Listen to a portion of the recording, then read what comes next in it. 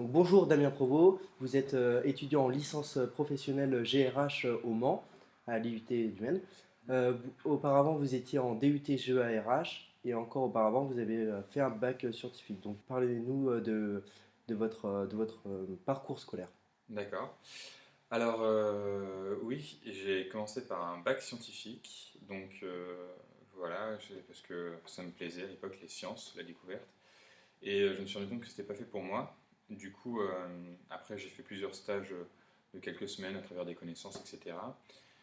Et justement, j'ai fait un stage d'une semaine dans une petite entreprise dans tout ce qui était ressources humaines, et c'est là que voilà, ça m'a beaucoup plu et je me suis dit, bah, c'est ce que je veux faire. Donc j'étais en première scientifique, j'ai continué mon cursus jusqu'à aller au bac. Je me suis renseigné sur internet, voilà, avec l'ONICEP et tout ça. Et du coup, j'ai vu qu'il existait des DUT avec des options ressources humaines. Donc c'est comme ça que je me suis dirigé vers un DUT. Après, je me suis renseigné sur les différents DUT qui existaient. J'ai vu qu'il y avait le DUT au Mans. Donc c'est pas très loin de là où j'habite, parce que j'habitais à Alençon, enfin mes parents sont d'Alençon. Et Donc, au lycée, vous étiez à Alençon d'ailleurs? et moi j'étais à Alençon au lycée, ouais, c'est ça. D'accord. Et du coup bah, c'était enfin, en gros le meilleur choix de filière avec la ville. Donc voilà, c'est comme ça que je suis arrivé en DUT GEA au Mans. Donc la première année ça a été assez difficile parce qu'en fait il n'y a pas que de la RH, il y a aussi beaucoup de choses, enfin, c'est très généraliste, enfin, c'est une première année dans un cycle universitaire. Donc voilà, et en deuxième année j'étais content de me diriger vers l'option RH. Même si c'est qu'une option RH. Ça veut dire qu'on a quand même encore un tronc commun et qu'il n'y a que deux trois matières qui sont de la RH. Mais c'est déjà intéressant quand on commence à analyser les problématiques. Enfin, je sais que je commence à analyser les problématiques sur l'emploi et tout ça, des choses qui me passionnent, donc ça commence à être intéressant.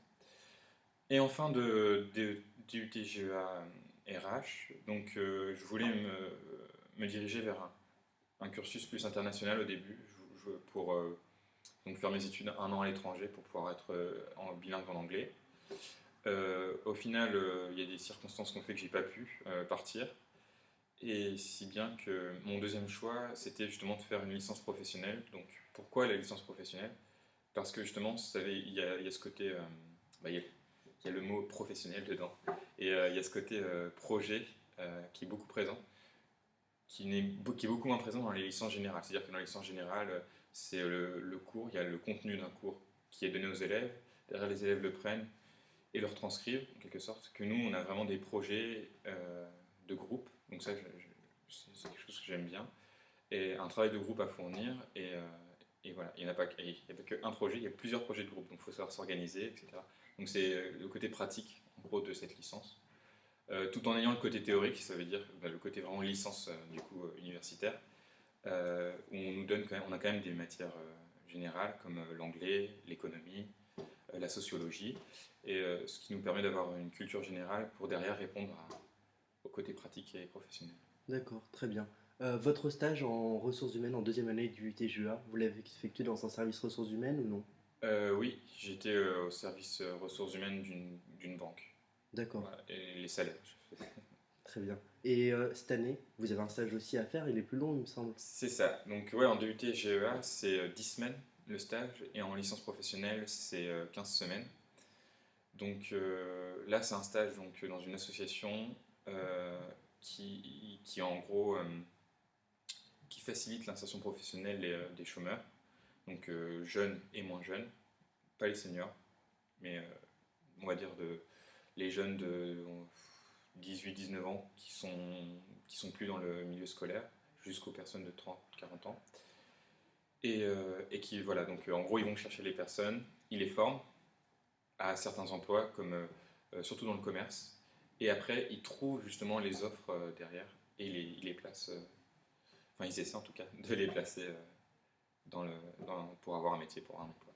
D'accord. Et vous avez éprouvé des difficultés à trouver votre stage? Oui, plutôt, oui.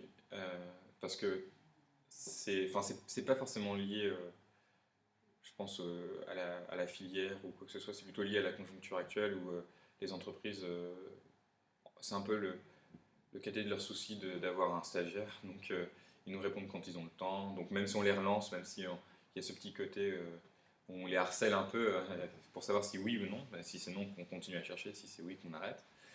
Et, euh, et du coup, oui, ça a été assez difficile étant donné que du coup, mon stage, ma piste de stage, je l'ai eu en octobre et j'ai eu ma confirmation hier, je crois. D'accord. Donc le temps que, voilà, parce que derrière, ils ont un stagiaire, il faut qu'ils demandent à la hiérarchie, il faut que le budget soit voté, etc. Est-ce que vous êtes payé là? Ouais, D'accord, c'est la rétribution légale, 436,05 € par mois. très bien. Donc on va revenir à votre formation maintenant, donc la licence pro gestion des ressources humaines. Selon vous, quels sont les avantages et les inconvénients de cette formation? En 2-3 mots, si vous Ouais. pouvez. Les avantages, c'est que on est une classe très hétérogène, c'est-à-dire qu'il y a des parcours complètement différents. Il y a une personne qui a 30 ans, un enfant dans ma classe. Il y a une autre personne qui a 19 ans qui sort d'un DUT, qui n'a jamais redoublé ni rien. Donc voilà, c'est vraiment des parcours complètement différents. Du coup, en groupe, ça forme des complémentarités qui sont très intéressantes. En fait. Et voilà, c'est le côté vraiment très sympa. Et puis aussi, on a des cours avec des professionnels. Donc ça, c'est très intéressant aussi parce qu'ils ont une autre vision de la pédagogie, une autre vision du contenu de cours. Et puis, ça reste quand même assez général. Donc je trouve que c'est quand même un avantage parce que ça nous permet d'avoir une bonne culture. Après, dans les inconvénients, je dirais peut-être la reconnaissance de la licence professionnelle. Parce que lorsqu'on sort par exemple d'une école de commerce, où il y a tout de suite l'étiquette école de commerce qui est là, alors qu'il n'y a pas forcément d'étiquette licence professionnelle. C'est peut-être pas assez vulgarisé, où les entreprises...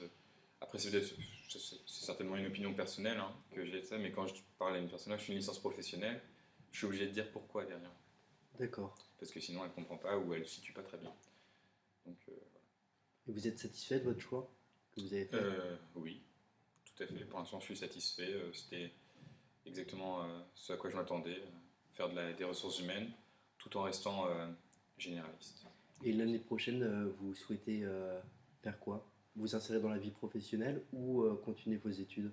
Alors, ça dépend des opportunités, mais la licence professionnelle, à la base, elle n'est pas conçue pour continuer les études, en fait. C'est fait pour s'insérer sur le marché du travail. Donc, moi, j'aimerais avoir une période, justement, d'insertion dans le marché du travail. J'aimerais travailler, mais pourquoi pas en gardant l'idée de faire un master en alternance après avec mon entreprise, avec l'entreprise dans laquelle je serai. Si c'est possible, si c'est pas possible, ça me dérange. C'est une opportunité encore une fois, c'est pas une obligation. Ce sera un master en ressources humaines toujours? Toujours, ouais. Et plus sur...